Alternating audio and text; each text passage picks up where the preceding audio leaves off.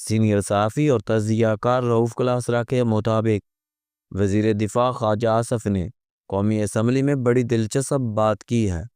انہوں نے اپنی تقریر میں امریکی صدر بل کلنٹن کے مارچ 2000 میں کیے گئے دورہ پاکستان کو تنقید کا نشانہ بناتے ہوئے کہا کہ تب ان کی چند گھنٹے کی آمد پر مشرف حکومت اور ان کے حواریوں نے خوب شادیانے بجائے۔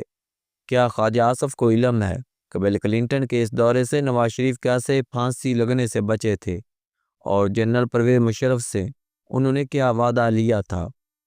اس ایشو پر آنے سے پہلے ذرا اس بات پر روشنی ڈالتے ہیں کہ کیا وجہ ہے کہ کچھ عرصے سے ہمارے وزیر دفاع خواجہ آصف مسلسل امریکہ کے خلاف تقریریں کر رہے ہیں۔ ایسی تقریریں کبھی عمران خان کرتے تھے، ان کے جیل جانے کے بعد یہ نشست خواجہ آصف نے سنبھال رکھی ہے، مگر خواجہ آصف چونکہ کتاب اور تاریخ پڑھنے والے بندے ہیں، لہذا ان کی تنقید میں وہ کاٹ نہیں ہوتی جو عمران خان کی تنقید میں ہوتی تھی۔ خواجہ آصف تاریخی حوالوں سے بات کرتے ہیں، جبکہ عمران خان کی باتیں زیادہ تر جذباتیت پر مبنی ہوتی ہیں، جن کا مقصد عوام میں امریکہ کے خلاف جذبات بھڑکا کر اپنا قد اونچا کرنا ہوتا تھا۔ پاکستان میں اینٹی امریکہ نعرہ بہت بکتا ہے۔ فیلڈ مارشل ایوب خان نے تو اس پر پوری کتاب لکھ دی تھی کہ امریکہ کیسے دوست کی بجائے فوراً آقا بن جاتا ہے۔ پاکستانی سیاست اور سیاستدان بڑے دلچسپ ہیں۔ یہاں کم و بیش سبھی امریکہ کی حمایت سے اقتدار میں آتے ہیں اور کچھ عرصہ بعد انہیں امریکہ برا لگنا شروع ہو جاتا ہے۔ خواجہ آصف اس کی تازہ مثال ہے۔ جب عمران خان کی حکومت کے خاتمے کے بعد شہباز شریف وزیر اعظم بنے تو پاکستان کی IMF سے ڈیل امریکہ ہی نے کرائی تھی، جس کا اعتراف خود وزیر اعظم نے کیا تھا۔ اس کے لیے جنرل باجوہ نے امریکی حکام سے درخواست کی تھی۔ یہ ڈیل نہ ہوتی تو ڈالر آج 500 روپے کا انصاف عبور کر چکا ہوتا۔ یہ پہلی دفعہ نہیں تھا کہ ہم امریکہ سے امداد لے رہے تھے، ہمیں تو فوجی اسلحہ ملتا ہی امریکہ سے رہا ہے، معاشی امداد بھی امریکہ دیتا رہا۔ دوسری عالمی جنگ کے بعد برطانیہ دیوالیہ ہو گیا تھا۔ اس نے امریکہ سے $1 ارب کا قرضہ مانگا تاکہ اپنی تعمیریں نو کر سکے۔ لندن اور دیگر شہر جرمن طیاروں کی بمباری سے تباہ ہو چکے تھے۔ امریکہ نے قرض دینے کی جو شرائط رکھی تھی، ان میں سے ایک یہ بھی تھی کہ آپ ان ملکوں کو آزادی دیں جنہیں قانونی بنا رکھا ہے۔ یوں یہ دوسری عالمی جنگ اور امریکہ کا دباؤ تھا کہ برطانیہ ہندوستان کو آزادی دینے پر آمادہ ہوا۔ اس کے یہاں سے جلد بازی میں نکلنے کی وجہ سے لاکھوں لوگ مارے گئے، کیونکہ انگریزوں نے باقاعدہ پلان کر کے اس ملک کو آزاد نہیں کیا تھا۔ لارڈ ماؤنٹ بیٹن کو اس حوالے سے منصوبہ بندی کے لیے 1.5-2 سال کا وقت دیا گیا، لیکن اس نے 2-2.5 ماہ میں سب کچھ الٹ پلٹ کر دیا، جس کے نتیجے میں لاکھوں لوگ مارے گئے۔ بہرکیف ایوب خان نے امریکہ کو 2 اڈے بھی دیے۔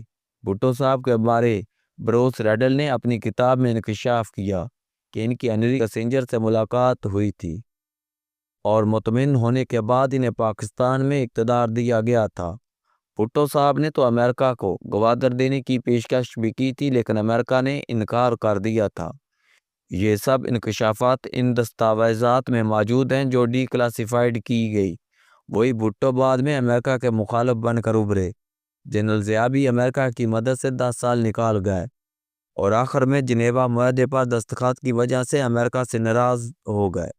بے نظیر بھٹو نے اپنے والد کے انجام سے یہ بات سیکھی کہ امریکہ سے بگاڑ کر نہیں رکھنی۔ بے نظیر بھٹو نے اپنے والد کی اینٹی امریکہ پالیسی کو کبھی فالو نہیں کیا، نہ ہی کبھی امریکہ کو ان کی پھانسی کا ذمہ دار سمجھا۔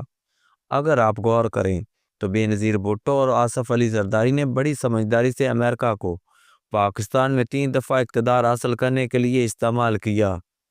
پرویز مشرف اور بے نظیر بھٹو کی ڈیل میں بھی امریکہ کی منظوری شامل تھی۔ سابق امریکی وزیر خارجہ نے اپنی کتاب کے ایک باب میں پوری تفصیل سے بیان کیا ہے کہ کیسے وہ بے نظیر بھٹو اور پرویز مشرف کو قریب لائی تھی۔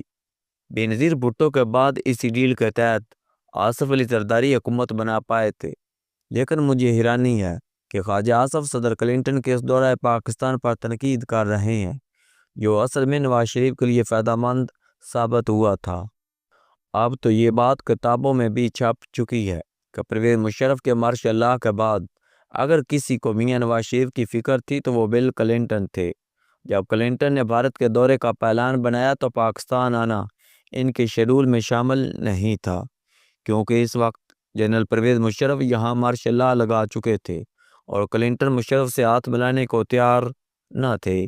سعودی حکومت چاہتے تھے کہ بل کلنٹن جنوبی ایشیا کے دورے میں پاکستان کا دورہ بھی ضرور کریں، ورنہ جنرل مشرف کی سبکی ہوگی اور ان کی حکمرانی کو جائز نہیں سمجھا جائے گا۔ کلنٹن تیار ہو گئے، لیکن انہوں نے اپنے عرب دوستوں کے سامنے دورہ پاکستان کے لیے چند شرائط رکھ دیں۔ پہلی شرط یہ تھی کہ وہ اسلام آباد صرف چند گھنٹے رکیں گے۔ دوسری شرط یہ تھی کہ وہ جب مشرف سے ہاتھ ملائیں تو اس وقت وہاں کوئی کیمرہ نہیں ہوگا اور نہ ہی اس مصافحہ کی کوئی تصویر اخبارات کو ریلیز ہوگی۔ تیسری شرط یہ تھی کہ وہ پاکستانی قوم سے ٹی وی پر خطاب بھی کریں گے، اور آخری لیکن اہم شرط یہ تھی کہ اس دورے کے بدلے پرویز مشرف نواز شریف کو پھانسی کی سزا نہیں دیں گے۔ امریکیوں کا کہنا ہے کہ بل کلنٹن نہیں چاہتے تھے کہ پاکستان کو دوبارہ اس صورتحال کا سامنا کرنا پڑے جس کا بھٹو کی پھانسی کے بعد کرنا پڑا تھا۔